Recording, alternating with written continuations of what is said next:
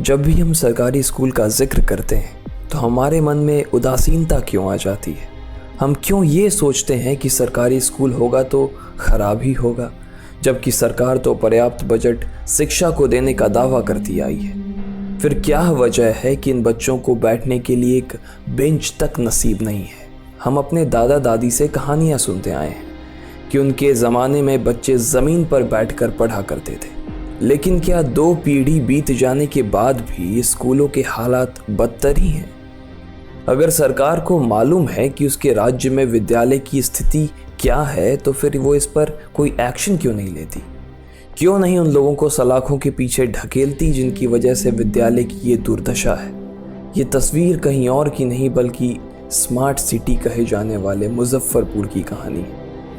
अब आप सोचिए कि जिस भविष्य की कल्पना ये बच्चे देखा करते हैं उसकी नींव ही गलत पड़ रही है। बेंच तो छोड़िए, विद्यालय में क्लासरूम तक की बहुत बड़ी समस्या है।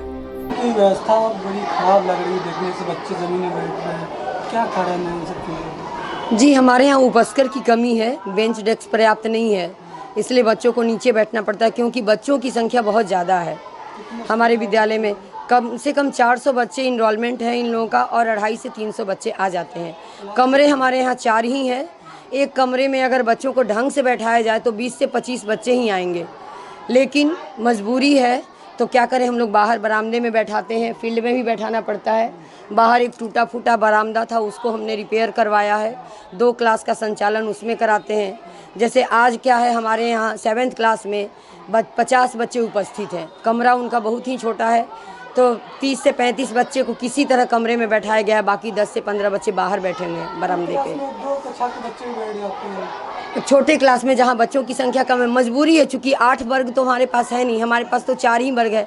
यहाँ तक कि हमने एक अपना ऑफिस भी अपने लिए नहीं रखा है।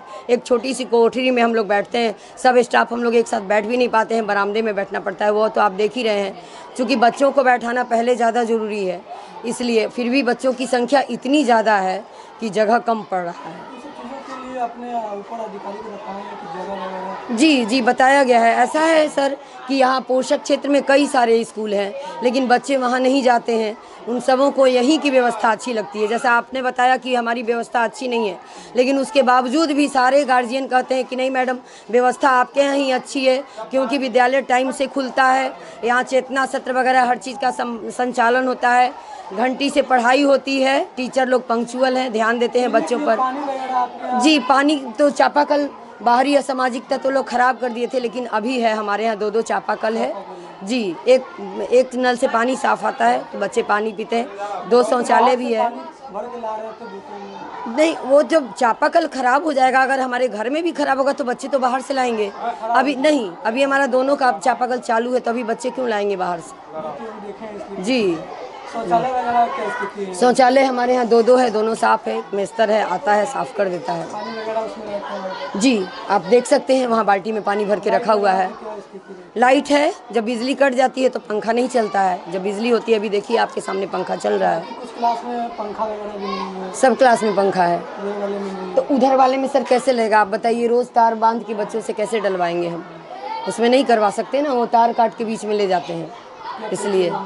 रेणु श्रीवास्तव, प्रधानाध्यापिका, राजकीय मारवाड़ी मध्य विद्यालय, पुरानी बाजार। आपने सुना कि शिक्षिका विद्यालय की दुर्दशा को लेकर कितनी परेशान है। अब अपने ही विद्यालय के बारे में विद्यार्थी क्या कहते हैं वो भी सुन लीजिए। रजिया परवीन। घर में लगता है? यस। बेंच वेंच नहीं है क्लास में? नहीं, हमेशा से ही बैठना पड़ता है?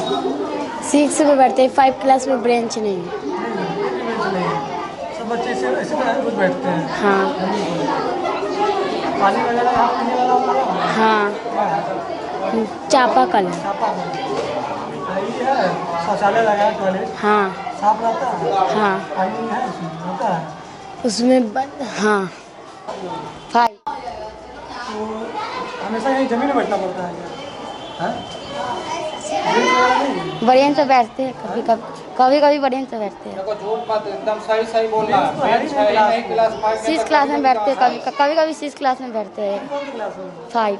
5 में हो, 6 में जाते हो तो बैठते हो। इस क्लास में एक भी बेंच नहीं है, तो बच्चे यहीं जमीन में बैठते हैं? यस। पानी वाली पीने के लिए यहाँ है स्कूल में? हाँ है। नल है? हाँ नल है? हाँ चापाकल है। दूध है पीछे। हाँ इसी से पानी पीते हो? हाँ शौचालय वगैरह है? टॉयलेट? हाँ दूध दूध है। खुला रहता है? हाँ क्या नाम है तुम्हारा? मुस्कान। नहीं मिल रहा है, हाँ? जगह नहीं मिल रहा है। कौन क्लास में हो? 6। हाँ जगह नहीं मिला बेंच पर? ना रोज यहीं पे बैठते हो? हाँ ना कहियो टेबल पर तो लेट से आता है जमीन में बैठता है? है तो लेट से आता है? ना सवेरे आए। हाँ? नया बच्चा एक नया बच्चा? पुराना बच्चा नया बच्चा सब यहीं पे बैठ के पढ़ते हो? बेंच पे बैठने का मन नहीं करता? तो आपने सुना कि कैसे सरकार बच्चों के भविष्य के साथ खिलवाड़ ही नहीं बल्कि उनकी उम्मीद भी छीन रही है। ये स्थिति को अब शायद लोगों ने स्वीकार कर लिया है, इसलिए राज्य में सैकड़ों विद्यालयों की यही दुर्दशा आपको दिखाई पड़ती है। लेकिन इसे बदल केवल आप सकते हैं, आवाज़ उठाकर।